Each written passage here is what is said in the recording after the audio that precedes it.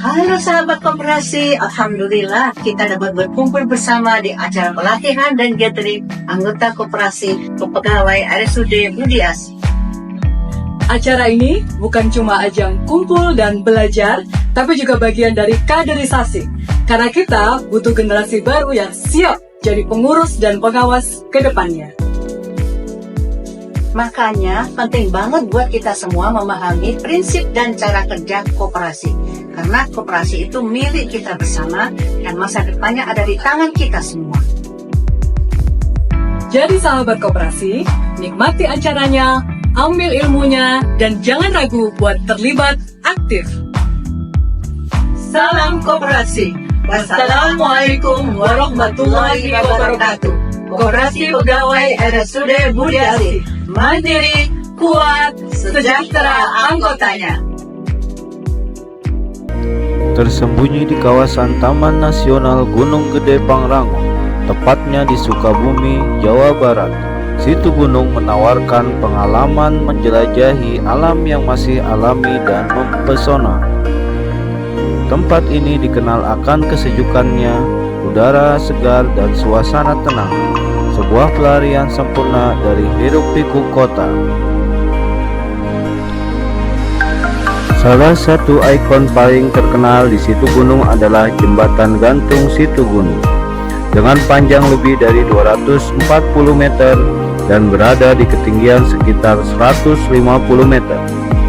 Jembatan ini menyuguhkan pemandangan luar biasa dari atas hutan tropis.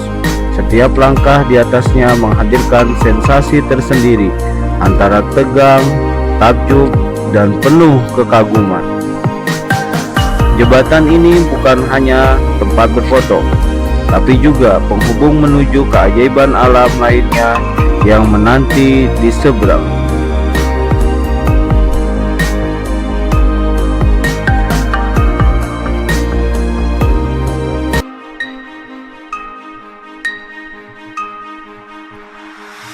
Curug Sawer adalah salah satunya. Air terjun setinggi sekitar 35 meter ini menjadi permata tersembunyi di tengah hutan. Airnya jernih dan segar, dengan suara gemuruh yang menenangkan pikiran. Perjalanan menuju Curug Sawer melewati jalur trekking yang rimbun dan alami. Di sepanjang jalan kita bisa menikmati aroma tanah basah, dedaunan, serta kicauan burung yang menemani langkah. Bagi pecinta alam, bermalam di Situ Gunung adalah pengalaman yang tak terlupakan. Area camping yang nyaman, pemandangan malam penuh bintang, dan udara dingin yang menyegarkan menciptakan suasana magis yang sulit ditemukan di tempat lain. Situ Gunung adalah tempat di mana kita bisa kembali menyatu dengan alam, sebuah pengingat bahwa keindahan sejati tidak selalu megah, tapi justru hadir dalam kesederhanaan yang alami.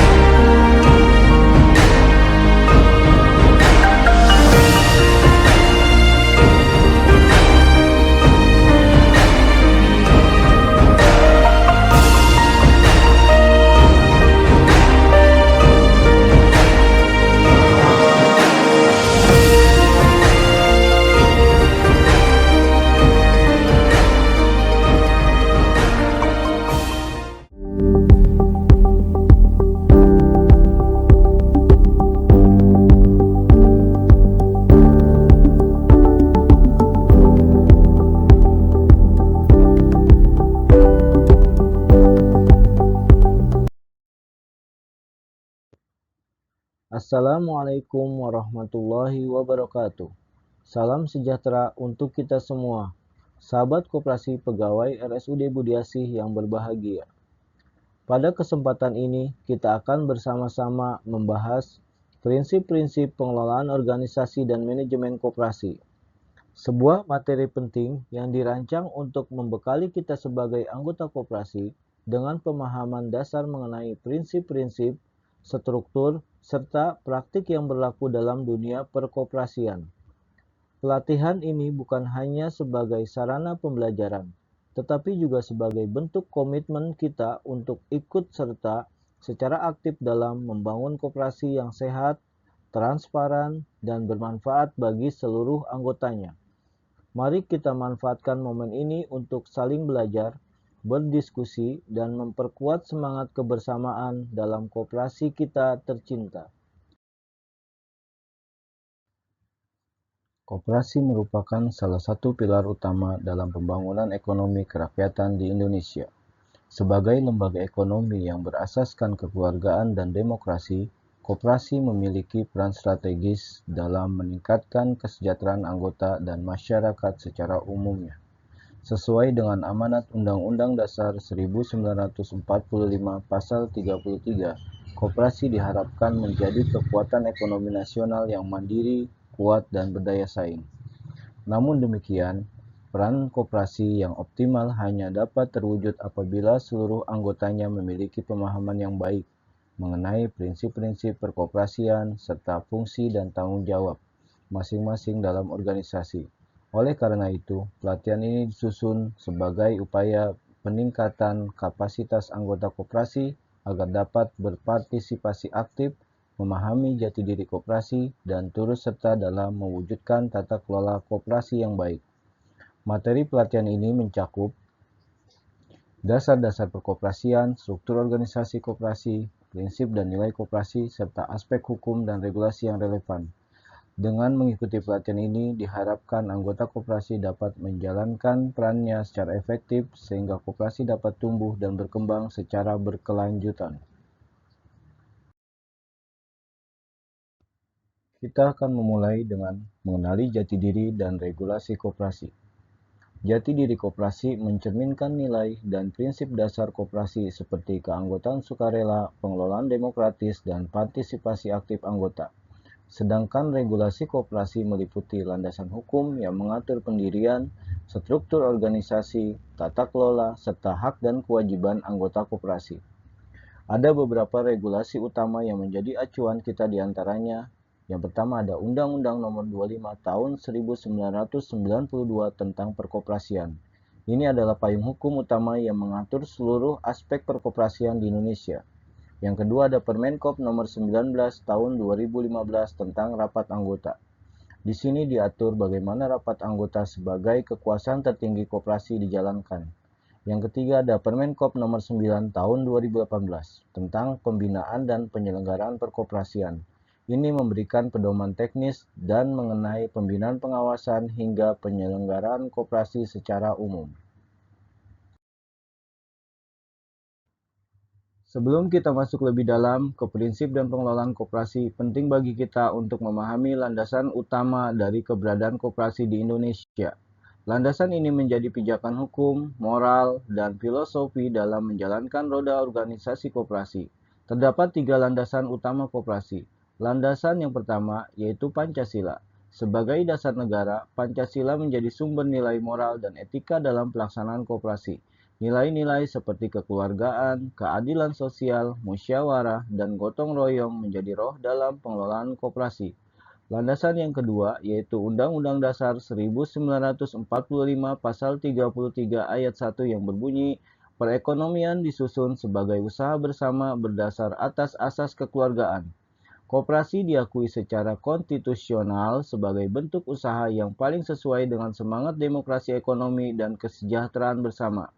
Landasan yang ketiga, Undang-Undang Nomor 25 Tahun 1992. Undang-undang ini mengatur secara menyeluruh tentang jati diri koperasi, prinsip dan tujuan, keanggotaan, permodalan, struktur organisasi, rapat anggota, pengurus, pengawas, hak dan kewajiban anggota. Agar kita dapat memahami koperasi secara menyeluruh, penting untuk melihat definisinya dari 2 sudut pandang, yaitu dari Peraturan Perundang-undangan Indonesia dan dari definisi internasional, menurut ICA atau International Cooperative Alliance. Definisi koperasi menurut Undang-Undang Nomor 25 Tahun 1992. Koperasi adalah badan usaha yang beranggotakan orang seorang atau badan hukum koperasi dengan melandaskan kegiatannya berdasarkan prinsip-prinsip koperasi sekaligus sebagai gerakan ekonomi rakyat yang berdasarkan asas kekeluargaan. Definisi koperasi menurut ICA adalah koperasi adalah perkumpulan otonom dari orang-orang yang bergabung secara sukarela untuk memenuhi kebutuhan dan aspirasi ekonomi, sosial, dan budaya mereka yang sama melalui perusahaan yang dimiliki dan diawasi secara demokratis. Selanjutnya, mari kita bahas mengenai tujuan koperasi. Koperasi bertujuan memajukan kesejahteraan anggota pada khususnya dan masyarakat pada umumnya, serta ikut membangun tatanan perekonomian nasional dalam rangka mewujudkan masyarakat yang maju, adil, dan makmur berlandaskan Pancasila dan Undang-Undang Dasar 1945. Sekarang kita masuk ke bagian yang sangat penting, yaitu prinsip koperasi. Prinsip-prinsip ini menjadi pedoman dasar dalam pengelolaan koperasi, agar tetap sesuai dengan jati diri dan tujuannya. Ada 7 prinsip utama koperasi. Prinsip yang pertama yaitu keanggotaan bersifat sukarela dan terbuka. Yang kedua, pengelolaan dilakukan secara demokratis. Yang ketiga, pemberian balas jasa yang terbatas terhadap modal. Yang keempat, pembagian SHU dilakukan secara adil sebanding dengan besarnya jasa usaha masing-masing anggota. Yang kelima, kemandirian. Yang keenam, pendidikan koperasi. Yang ketujuh, pengembangan jaringan koperasi. Selanjutnya kita masuk ke bagian kelima, yaitu nilai-nilai koperasi. Koperasi tidak hanya berdiri di atas sistem atau struktur, tetapi juga dibangun di atas nilai-nilai luhur yang menjadi pedoman dalam menjalankan organisasinya. Ada 5 nilai-nilai utama koperasi. Yang pertama, swadaya. Yang kedua, tanggung jawab diri. Yang ketiga, demokrasi. Yang keempat, kesetaraan. Dan yang kelima, solidaritas. Selanjutnya kita masuk ke bagian keempat, fungsi dan peranan koperasi. Koperasi tidak hanya sekedar wadah ekonomi, tapi juga memiliki fungsi strategis dalam membangun masyarakat. Ada 4 poin utama yang bisa kita pahami bersama. Yang pertama, membangun dan mengembangkan potensi dan kemampuan ekonomi anggota pada khususnya dan masyarakat pada umumnya untuk meningkatkan kesejahteraan dan sosialnya. Yang kedua, memperkokoh perekonomian rakyat sebagai dasar kekuatan dan ketahanan perekonomian nasional dengan koperasi sebagai sokogurunya. Yang ketiga, berperan serta secara aktif dalam upaya mempertinggi kualitas kehidupan manusia dan masyarakat. Yang keempat, berusaha mewujudkan dan mengembangkan perekonomian nasional yang merupakan usaha bersama berdasarkan atas asas kekeluargaan dan demokrasi ekonomi. Selanjutnya, pendekatan kelembagaan dalam manajemen koperasi. Yang pertama, koperasi sebagai lembaga ekonomi. Yang kedua, koperasi sebagai lembaga sosial atau kemasyarakatan. Selanjutnya yang ketiga ada koperasi sebagai lembaga pendidikan. Selanjutnya mari kita bahas satu persatu mengenai pendekatan kelembagaan dalam manajemen koperasi. Yang pertama, koperasi sebagai lembaga ekonomi. Secara ekonomi, koperasi harus mempunyai kegiatan usaha yang berkaitan dengan kepentingan anggotanya, memberikan manfaat yang sebesar-besarnya bagi anggota pada khususnya dan masyarakat pada umumnya, dikelola secara layak, efisien, sehingga ada nilai tambah yang dapat dinikmati oleh koperasinya maupun oleh anggotanya, mempunyai aturan main yang jelas untuk mendukung keberhasilan usahanya, misalnya sistem dan prosedur manajemennya, akuntansinya, dan sebagainya. Pendekatan kelembagaan dalam manajemen koperasi yang kedua yaitu koperasi sebagai lembaga sosial atau kemasyarakatan. Dari aspek sosialnya, koperasi harus yang pertama, keanggotaan bersifat terbuka tidak diskriminatif. Yang kedua, pengelolaan bersifat terbuka terhadap anggotanya sebagai pemilik koperasi. Yang ketiga, perlakuan yang adil terhadap anggotanya sesuai hak dan kewajibannya. Yang keempat, adanya suatu wadah atau forum untuk menampung aspirasi anggota dan aspirasi tersebut harus didengarkan. Yang kelima, mempunyai aturan main yang jelas untuk mendukung keberhasilan demokrasi dalam pelaksanaan roda organisasi koperasi. Setelah kita memahami pentingnya manajemen dan organisasi dalam koperasi, sekarang mari kita bahas lebih dalam mengenai perangkat organisasi koperasi. Perangkat inilah yang menjadi pondasi utama dalam menjalankan seluruh kegiatan koperasi agar tetap terarah dan sesuai dengan prinsip-prinsipnya. Perangkat organisasi koperasi terdiri dari rapat anggota, pengurus, pengawas, dan dewan pengawas syariah apabila koperasi tersebut koperasi syariah atau unit usaha syariah. Dasar hukum perangkat organisasi koperasi yang pertama, Pasal 21 Undang-Undang Nomor 25 Tahun 1992 tentang Perkoperasian, menyebutkan bahwa perangkat organisasi koperasi terdiri dari rapat anggota, pengurus, dan pengawas. Yang kedua, Pasal 44A Undang-Undang Nomor 6 Tahun 2023 tentang penetapan peraturan pemerintah pengganti Undang-Undang Nomor 2 Tahun 2022 memperluas struktur dengan menambahkan Dewan Pengawas Syariah untuk koperasi yang menjalankan prinsip syariah sebagai pengawas dalam aspek kepatuhan syariah. Selanjutnya, mari kita lihat struktur organisasi yang lebih spesifik, yaitu struktur organisasi koperasi pegawai RSUD Budi Asih. Struktur ini menggambarkan bagaimana peran dan tanggung jawab dibagi dalam lingkup koperasi, serta memperlihatkan hubungan antar unit kerja. Di posisi teratas, terdapat rapat anggota sebagai pemegang kekuasaan tertinggi dalam koperasi, mendampingi dan memberikan arahan strategis ada pembina, yaitu Direktur RSUD Budi Asih. Struktur kemudian dilanjutkan dengan pengurus yang terdiri dari ketua, sekretaris, dan bendahara. Mereka menjalankan kebijakan yang telah diputuskan oleh rapat anggota. Di sisi pengawasan, ada pengawas yang bertugas memastikan transparansi dan akuntabilitas dalam pengelolaan koperasi.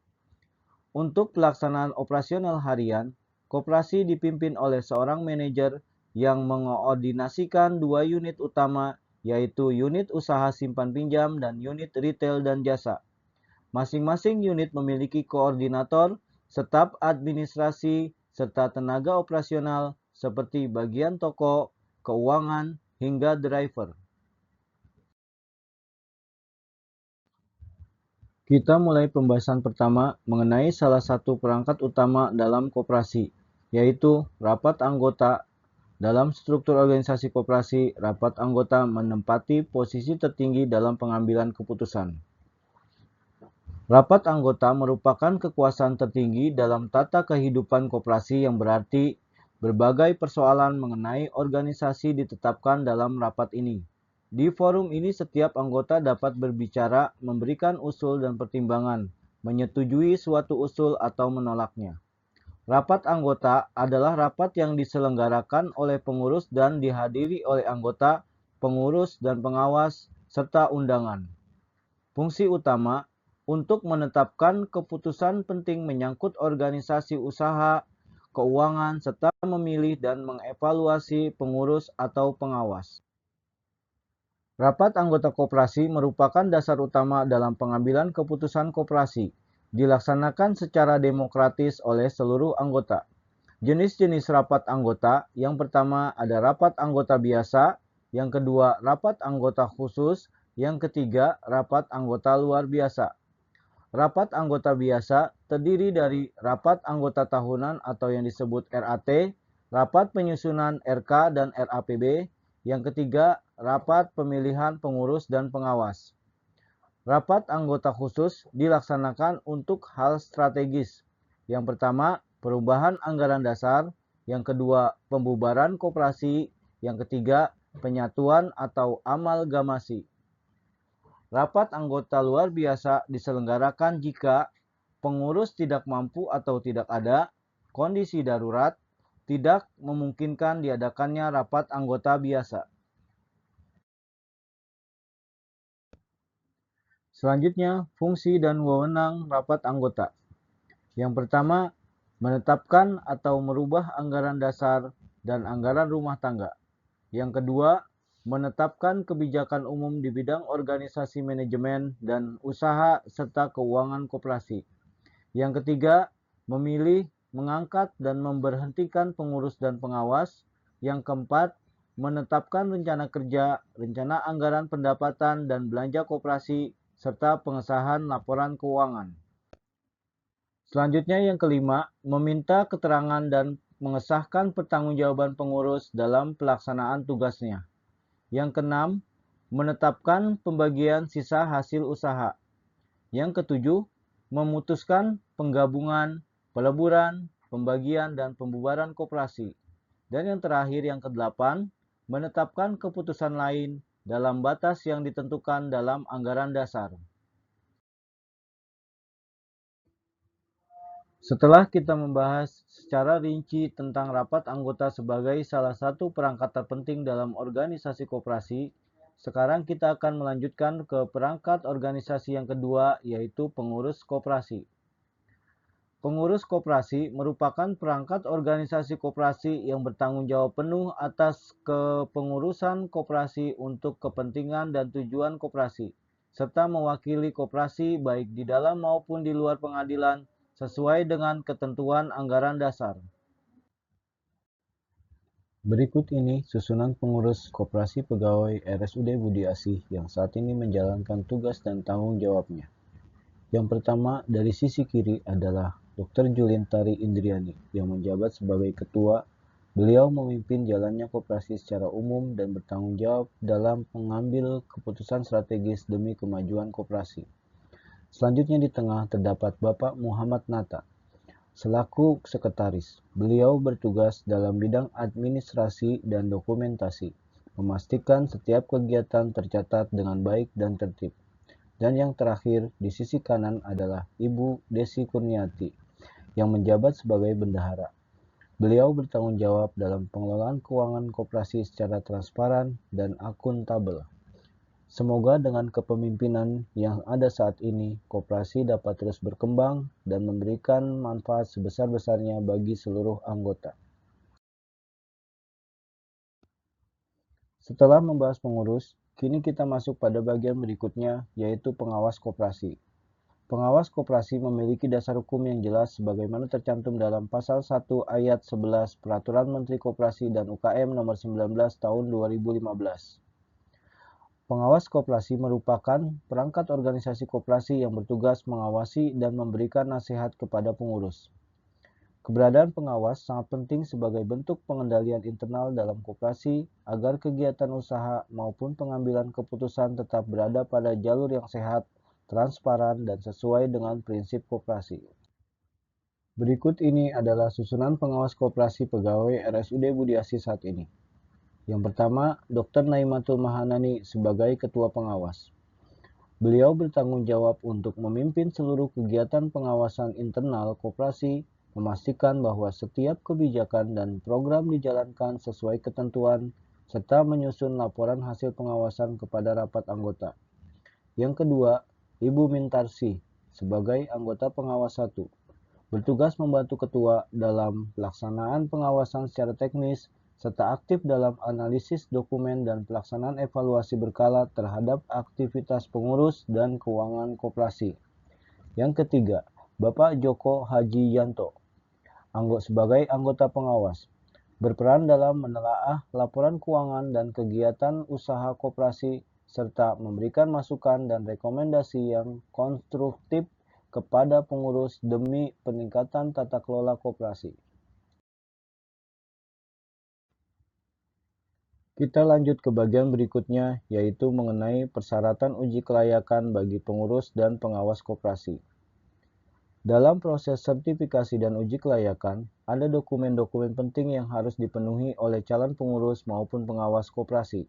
3 dokumen utama yang harus disiapkan antara lain, yang pertama, Surat Keterangan Catatan Kepolisian atau SKCK. Dokumen ini dikeluarkan oleh kepolisian dan menunjukkan bahwa yang bersangkutan tidak memiliki catatan kriminal yang dapat mengganggu pelaksanaan tugas sebagai pengurus koperasi. Dokumen yang kedua, yaitu Surat Keterangan Tidak Pernah Menjadi Terpidana. Dikeluarkan oleh Pengadilan Negeri, surat ini menunjukkan bahwa calon pengurus tidak pernah menjalani hukuman pidana penjara karena tindak pidana dengan ancaman hukuman 5 tahun atau lebih. Dokumen yang ketiga yaitu surat keterangan tidak sedang dinyatakan pilot. Juga diterbitkan oleh Pengadilan Negeri. Surat ini membuktikan bahwa calon pengurus tidak sedang dalam status pilot secara hukum, yang tentunya menjadi syarat penting dalam pengelolaan lembaga keuangan seperti koperasi. Selain dokumen yang terlihat di slide, ada beberapa syarat penting lainnya. Yang pertama, ada SLIK OJK atau Sistem Layanan Informasi Keuangan Otoritas Jasa Keuangan. Pemeriksaan ini dilakukan untuk melihat riwayat kredit dan pembiayaan calon pengurus. Tujuannya adalah memastikan yang bersangkutan tidak memiliki kredit macet atau masalah finansial yang dapat mempengaruhi profesionalisme dalam mengelola koperasi. Dokumen yang kedua yaitu riwayat hidup atau CV dan pas foto terbaru digunakan untuk mendukung proses administrasi dan dokumentasi dalam uji kelayakan. Dokumen yang ketiga ada sertifikasi perkoperasian. Yang tak kalah penting dalam sertifikasi kompetensi di bidang perkoperasian yang biasanya dilakukan atau dikeluarkan oleh Lembaga Sertifikasi Profesi atau LSP Koperasi yang telah terlisensi oleh BNSP atau Badan Nasional Sertifikasi Profesi. Selanjutnya kita masuk ke bagian penting dalam proses uji kelayakan yaitu sertifikasi kompetensi bagi pengurus dan pengawas koperasi. Sertifikasi ini merupakan bentuk pengakuan formal terhadap kompetensi seseorang yang telah diuji dan dinyatakan layak untuk melaksanakan tugas-tugas tertentu sesuai dengan standar yang telah ditetapkan oleh BNSP. Dapat kita lihat contoh sertifikasi kompetensi atas nama Dr. Julintari Indriani yang telah dinyatakan kompeten di bidang koperasi jasa keuangan atau KJK. Sertifikasi ini diterbitkan oleh Lembaga Sertifikasi Profesi atau LSP Perkoperasian Indonesia yang terlisensi oleh BNSP. Ada 10 unit kompetensi yang harus dikuasai oleh peserta sertifikasi.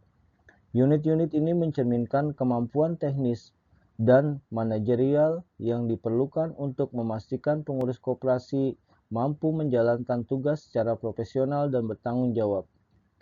Manfaat sertifikasi ini yaitu menjamin bahwa pengurus atau pengawas memiliki standar mutu kerja yang tinggi, meningkatkan kepercayaan anggota dan pemangku kepentingan, mendukung pengelolaan koperasi secara berkelanjutan dan sehat.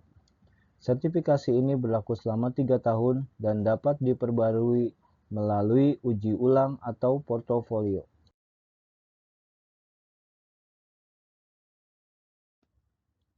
Sesi selanjutnya yaitu tentang keanggotaan koperasi. Sebagai informasi penting, anggota koperasi berperan ganda, yaitu pemilik dan sekaligus pengguna jasa koperasi. Sebagai pemilik dan pengguna jasa koperasi, anggota berpartisipasi aktif dalam kegiatan koperasi. Dasar hukum terkait hal ini terdapat pada pasal 20 hingga 24 Undang-Undang Nomor 25 Tahun 1992 serta Undang-Undang Nomor 6 Tahun 2023. Kedua regulasi ini memperkuat peran dan tanggung jawab anggota dalam koperasi. Dengan peran ganda, mari kita terus mendorong anggota untuk lebih aktif dan peduli terhadap koperasi, sehingga koperasi dapat tumbuh dan berkembang dengan baik.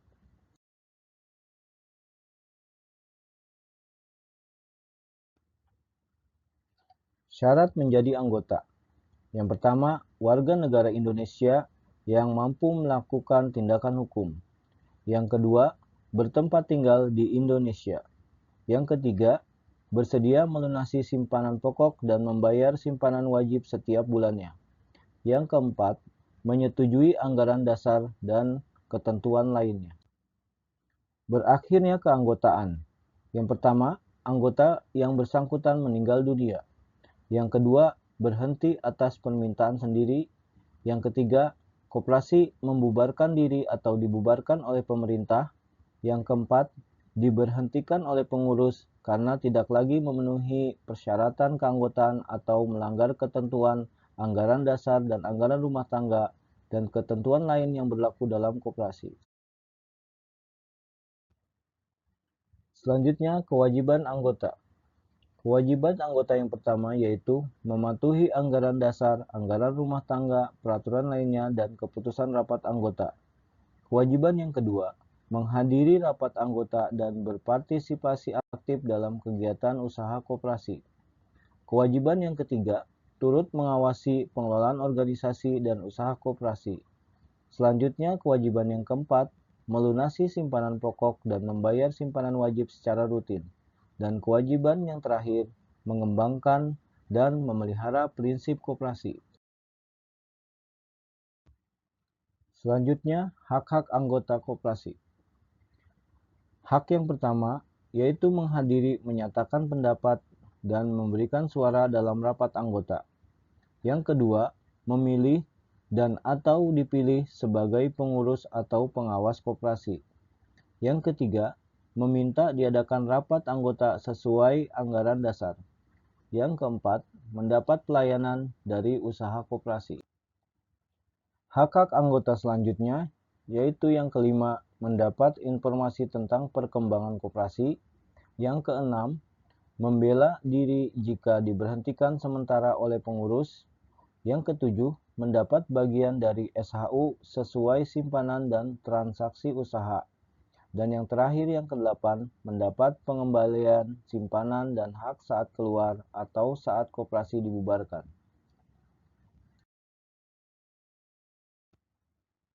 Sesi selanjutnya yaitu salah satu aspek terpenting dalam koperasi, yaitu permodalan koperasi. Modal koperasi merupakan kekuatan finansial utama yang menopang operasional dan pengembangan usaha koperasi. Keseimbangan antara modal sendiri dan pinjaman penting untuk menjaga stabilitas dan keberlanjutan koperasi. Undang-Undang Nomor 25 Tahun 1992 Pasal 41 sampai 42 serta Permenkop Nomor 4 Tahun 2023 menjadi landasan hukum dalam pengelolaan modal koperasi.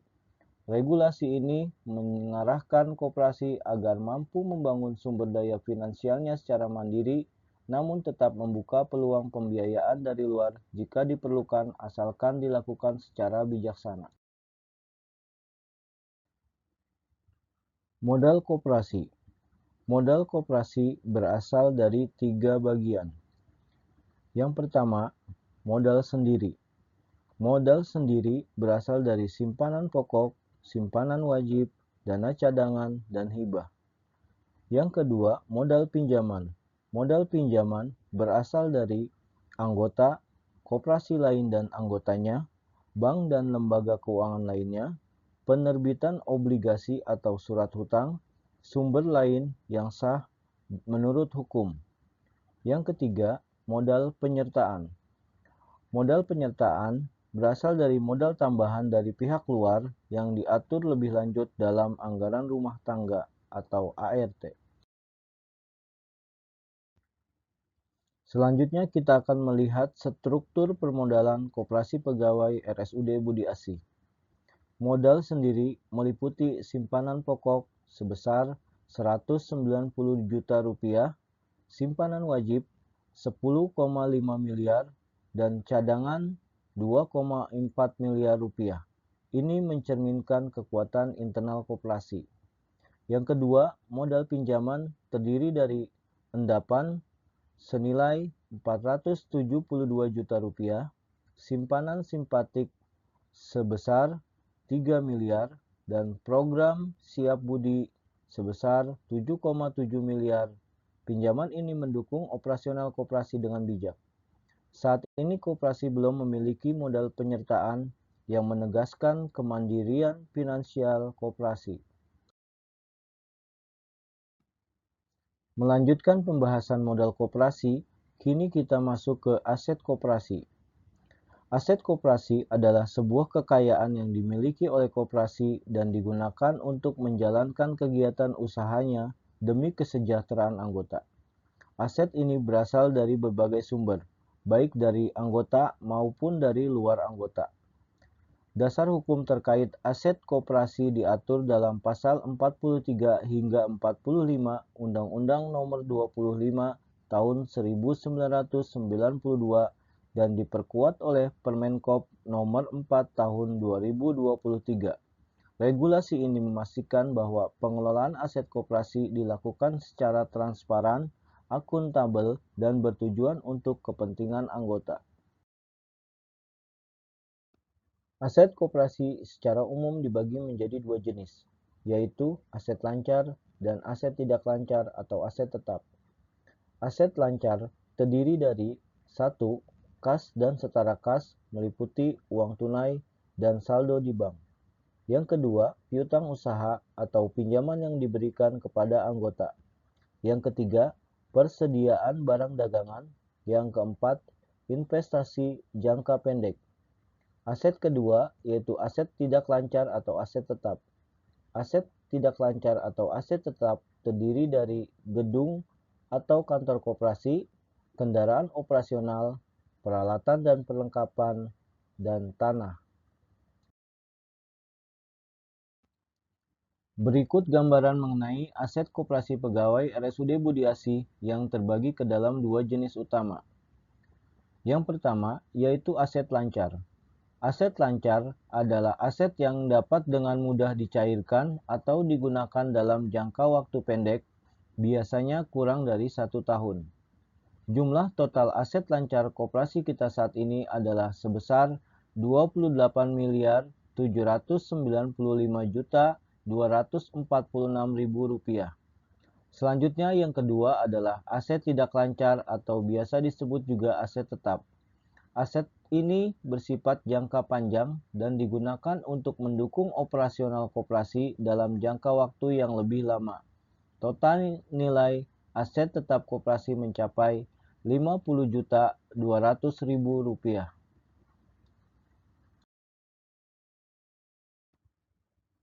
Pembahasan permodalan dan aset tadi mengakhiri materi pelatihan tentang perkoperasian ini. Sebagai penutup, kami ingin mengucapkan terima kasih atas perhatian dan partisipasi Bapak atau Ibu sahabat koperasi yang hadir. Semoga apa yang telah disampaikan hari ini dapat menambah wawasan dan pemahaman kita semua mengenai koperasi. Dengan memahami materi ini, diharapkan setiap anggota koperasi dapat berpartisipasi secara aktif, bertanggung jawab, dan turut serta dalam mengembangkan koperasi sebagai wadah ekonomi yang kuat, mandiri, dan berkeadilan. Mari kita bersama-sama membangun koperasi yang lebih maju dan bermanfaat bagi seluruh anggotanya.